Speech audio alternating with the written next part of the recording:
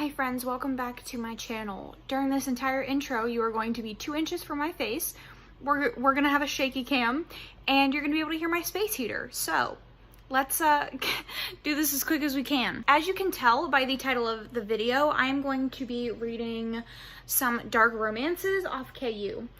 So I have about 5 that I want to read. So let's get into my TBR. So the first read and the book that I am currently reading is The Kings of Kearny. This is a motorcycle romance and it follows the Kings, and they are a motorcycle gang in Kearny. The whole gang is all veterans, and the hero is in the MC, and then the heroine works at a bar that the MC owner, MC CEO, whatever, like the ruler of the MC owns. They have an encounter in the bar. She is working in this town because her grandmother is living in the town's nursing home. Our hero, Jacob, comes up to her and says something along the lines of, some sketchy stuff is going on at the nursing home. We think that people are running drugs through it, and so they team up to investigate. So I will also be reading Gothakana. This is about Corvina,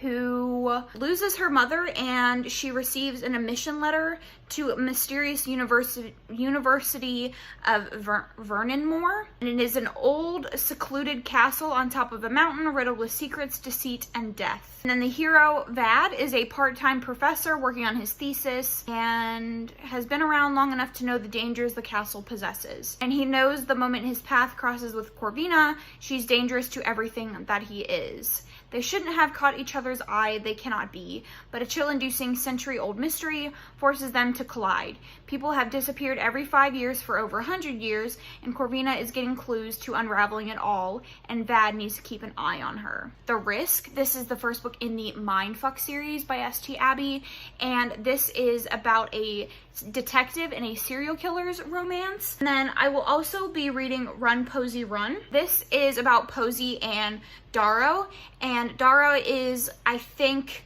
part of the mafia or something, but he's also a psychopath. They break up after he gets a sex tape of her that she did like a while ago, but he doesn't believe her that she wasn't cheating on him, so he breaks up with her, and then he like is obsessed with her and like hunts her down. And then the last one that I will be reading is These Monstrous Ties. This has a pretty vague synopsis, but it says, I was Lilith, he was Lucifer. Halloween night 1 year ago, I sold my soul to the devil, complete with a blood right and everything. I had less than nothing. He promised me the world, and then he disappeared, taking my heart with him. But now he's the one with everything to lose, a family, a name, a reputation, and I've still got nothing, but I'm clawing my way to the top, one body at a time. This Halloween, things are going to be different. This Halloween, Lilith is coming to take what's hers. So, those are the books that I'm going to be reading in this reading vlog. If you are interested to know my thoughts, keep watching, but let's get into the vlog portion of the video. So I am 50% through The Kings of Kearny. This is the MC romance, and it is about Jacob and I can't remember what the heroine's name is. 50% of the way through, and I gotta be honest, it's a little bit boring at this point. I was having fun when it first started, but the problem that I have is the same problem that I have in a lot of romances that start like this, is they had an early hookup, which kind of pops that like tension for me, and they are already together. So that leaves a lot of the angst and the buildup and the tension to the plot and like the plot points, and that doesn't usually work for me in romance. So I'm gonna continue it. It's like 311 pages or something like that, and we'll see how it goes, but at this point I can't see it being any more than a 3. I do like the hero and the heroine. They're both vets, and the hero was in like a special ops group, and the heroine was as well. She actually sustained an injury on her leg, and so she has a limp, and he has several scars as well, and he is very much the suffer in silence, but also like alpha male that doesn't really talk a lot, but shows you through his actions that he cares about you and protects you. that kind of situation, and the heroine is not an alpha female in the way that like a lot of alpha females are written, and they're annoying and they're just like crass and just rude for absolutely no reason. She is a dynamic character. She is alpha and she does give people shit, but she like knows when to keep her mouth shut. She's very intelligent and she doesn't just mouth off to people for no reason. Like she has her wits about her. So I like them as characters, but I just am not feeling a whole lot of depth, and the tension between them is basically non-existent. So it's a little bit boring, a little bit disappointing, just because a lot of people that I watch who don't really like MC romances or have the same issues with MCs that I do said that they really like this, like 5 stars. So I'm not quite seeing the appeal, but we have 50% still left to go. I'm going to continue reading it. I'll update you again when I am done with the Kings of Kearny, but like 3 stars. Hi friends, it has been several days since we last talked, because I got a dose of the vaccine, and it laid my ass out for like 2 days. I was in my bed feeling like I was on fire and that I had run 30 miles with weights on. So I was not really up for vlogging, but I did manage to finish a couple books. I finished For Your Own Good because I needed to take a break from Kings of Kearny. Sorry if you can hear my car. That's just the way it is. But I will talk about For Your Own Good in my wrap up. But that brings me to Kings of Kearny, which I had to take a break from because it was putting me in a reading slump. But the good thing is that I disliked For Your Own Good so much that Kings of Kearny seemed fast-paced, which is what I needed it to be. I did end up giving it 3 stars, so it's been so long that I can't remember what I really talked to you guys about. The issue that I had is that early hookup. Like I've said many times, that is kind of like a tension breaker for me. And so it really relies pretty heavily on the plot to carry it along. And I didn't feel like the plot was as fast-paced as I would have liked. I feel like it dragged a lot.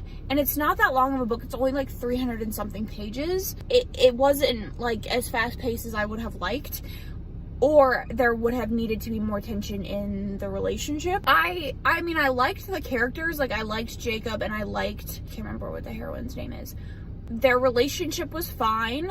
I thought it was hot. They made a good match, and I liked the side characters, but I just didn't feel like the MC drug busting part was that interesting until like the 90% mark, until like the final conflict. So I don't know, it was a 3 star, and like it was okay. And then I started Gothakana. I'm interested in where it's going. It's about a girl named Corvina, and in the beginning of the book she gets a letter, a mysterious letter saying she's been accepted to this university called Vernonmore, and it's like this unknown school, and she goes there, and it's like this palatial castle, and it's very gothic and it's very old. She's just like chilling, and then she meets her English teacher and they have like a spark. She hears him playing the piano upstairs at night, and it's very haunting. And then they have like a intense interaction, and then she finds out that he's her teacher. It gives me very much like early 2000s YA paranormal romance feelings, like the writing does.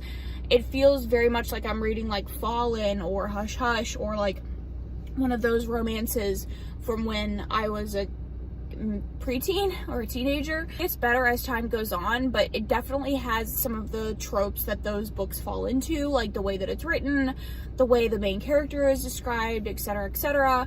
And I'm just hoping it gets a little bit better from there. It's not necessarily a bad thing. It definitely gives me certain kind of feelings, like nostalgia and all that, but I'm just hoping the storyline gets a little bit better. The next thing that I am going to pick up is these Monstrous Ties, and I'm gonna pick that up at work probably. I do have a board meeting, so I have to be at work a little bit early, and then I also need to take my housing counselor test, and then I have like some other things that I need to do. So I don't know when exactly I'll start it, but I will talk to you when I have some feelings. Hi friends, so I have 2 updates for you. I ended up DNFing Monstrous Ties. These Monstrous Ties, I was very confused the entire time. So you know, in a fantasy series or like a very involved book where there is a lot of world building and stuff, you'll generally have a main character that is not really aware of the world that they have stumbled into or been dragged into, and so they slowly over time learn about that world, and you are kind of learning with them. This had no explanation of what was going on. I DNF'd this at 51%, and I still couldn't tell you a single thing about what was going on, who the guys were, was it a cult, was it supernatural, was it actually like, I had no clue. It didn't seem like it was going to be explained at all. So basically this is about a girl who on Halloween night, she has every intention of committing suicide. And she goes out to this the woods in her local town, and she runs into this guy, and it seems to be like this cult ritual thing going on, and he drags her into it. And then we flash forward to the present where she is living with her brother, who was previously part of this cult or whatever, and he is very abusive, and like he'll kill people and take her to see the dead bodies. And then he tells her that her one job that will earn her her freedom is to kill Lucifer, who is the cult leader, it appears. And he is the guy that she ran into in the past. At a certain point, you feel like you should know all this information going forward, and just nothing was really happening. The world wasn't being explained. There was alternating chapters of the past and the present, and the past wasn't really explaining anything. They were kind of useless chapters. And there wasn't really anything to grab onto, and the heroine was one of those heroines that like is like, I'm such a badass, and then she doesn't really ever prove that she's a badass. And then I also got a hint that the hero might have raped her, the heroine, which that's one of the things that cannot be redeemed for me. Like, I know some people are okay with that, and that's totally cool. Like, this is fiction, so if you enjoy reading those stories, that's, you know, totally up to you. That's what you enjoy in books. That's just not something that I can read about, and it's not something that I can personally feel redeemed about and make me support the hero. But thankfully, I got some good fucking food and read Run, Posy, Run, and I gave this 5 stars. It was astounding. So this is about Dario and Posy, and in the beginning of the book, they are in a relationship. They've been in a relationship for I would say 6 months to a year, and everything is good. One day, Posy gets called to Dario's office. He is the money man for like the Italian mob, and he calls her into his office. This tape was sent around to me and all of the guys, like to everyone, by your ex-boyfriend, and it's a sex tape. This was a very traumatic experience for her. This isn't something that she wanted to do. But she kind of felt a little bit manipulated into it, and so she's feeling very emotionally jarred by seeing this tape that was done when she was like 19, like 5-6 years ago, and he thinks that it's her now and that she was cheating on him. So he basically says, like, if I ever see you again, I'll kill you. And she goes on the run and then kind of realizes his mistake and is trying to get her back, and he takes her captive. And I loved this. Like, this was perfection. Dario is a psychopath 100% of the way, but seeing him become obsessed with the heroine and seeing all of the scenes like of their bickering and their fighting back and forth was so interesting and funny. Like, just seeing him become completely enchanted by her was fantastic. The heroine herself was a good-ish heroine. What I did like is that she was a smart heroine. She had her wits about her. She was intelligent, but she had her own weaknesses. She just really wanted to be loved and cared for and made to feel safe. And I think that they made the perfect couple, because he might not know the whole love feeling and things like that, but he could keep her safe and he could make her feel wanted, and that's really all she wanted. And so they made like the perfect perfect couple. And yeah, it just, the whole thing was fantastic. There was like killings and beatings and kidnappings and just like, it was 5 stars, like so good. And honestly, I'm a little shocked. I think I read this at just the right time, and I had been reading such mediocre books that it just hit me at the right time. But I loved this. Like, it was everything I could have wanted from a mafia psychopath romance. So I am officially 50% of the way through Gothakana, and I am super enjoying this. I didn't quite know how I was going to feel at the 21% mark because I was getting very like early YA vibes, but it's turned into almost like a feeling of nostalgia, which is very nice. It feels very comfortable to read, and I'm enjoying the mystery aspect of this castle. So basically, the school that she's gone to is like this very gothic palatial place on this mountain, kind of in the middle of nowhere, and there's only one telephone, and it has a bunch of ruins in different levels, and it's all very interesting, but there is a mystery in the plot. So every 15 years they hold like this ball, and in this ball someone goes missing or dies, and they don't know why, they don't know what kills them. And like decades ago, there was this group of kids that were going to the school that would take people from the village, perform a ritual on them, and kill them, and they were called the Slayers. And these Slayers have since been killed off or whatever, like they were hunted down, but mysterious things are still going on. And I think our heroine sees ghosts, but she doesn't know it yet, and the hero is very mysterious. We don't know what his involvement is, if he's even involved or if it's a red herring. The tension between the hero and the heroine is fantastic.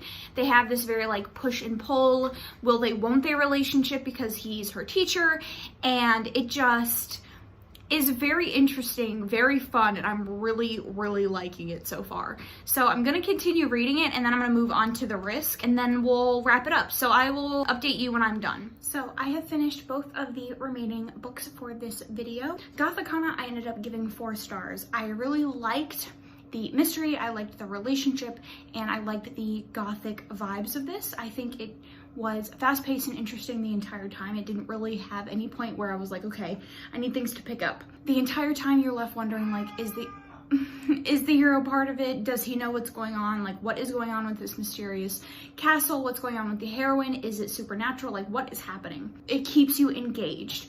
I had a couple of issues, and it's mostly to do with the writing. So you could definitely tell that it needed tighter editing in some places. The sentences sometimes didn't make sense. You had to reread them several times, and even when you did, it was kind of like, okay, I don't really know what you're trying to say here. The like declarations of love and the way that they talked to each other felt very different than the rest of the writing. The declarations felt very gothic and very broad and verbose, and like what you would read in like a classic gothic tale, but the actual writing itself, like the descriptions and all of that, felt kind of juvenile. It felt very much like fan fiction. Your heroine's looking in the mirror and describing literally every facet of her being, what her hair color is, her nose piercing in her nose, her combat boots, like all of that. It just felt a little bit disjointed in the writing. And then I also would have liked a little bit more from that. I know that he has like kind of this mysterious air throughout the whole thing, and I get that, but she introduces a couple of chapters from his POV but doesn't utilize it, and I would have liked a little bit more from him so that we could see the transition from like the mysterious brooding hero to the love interest, if that makes sense. So yeah, those are really just the complaints that I had with it. Other than that, like, I really enjoyed it and I had no issues getting through it. And then I read The Risk. This is the first book in the Mindfuck series, and it is the romance between a serial killer and an FBI agent, and the heroine is the serial killer. This was so interesting. So you find out pretty quickly that the heroine is a serial killer, but she kind of has a reason for why she's doing what she's doing. You don't know exactly why. You kind of are getting flashbacks, but the flashbacks are pretty vague. So in the beginning of the book, she is at this coffee shop, and that's where she runs into the hero, and they kind of form this relationship, and they're texting. The majority of their interactions are through text messages. They'll have their times together, or they'll be texting, and then she'll be out like committing crimes and killing people or planning to kill people, and then you have him with the scenes where they're together and then he's like solving cases, and it's very, very interesting, and I really enjoyed it. I ended up giving it 5 stars because genuinely I had no complaints. It's only 100 pages and it was just kind of fascinating. Like, everything was written very well. The time and attention given to the plot but also to the romance was like perfect. It was perfectly balanced. The cliffhanger, I'm very excited to continue on. Those are all of the books that I wanted to read for this video. Make sure you comment your thoughts down below on anything that I read, anything you would recommend for me to read of KU dark romances. I would love to know. But other than that, I will catch you guys in my next one. Thanks so much for watching.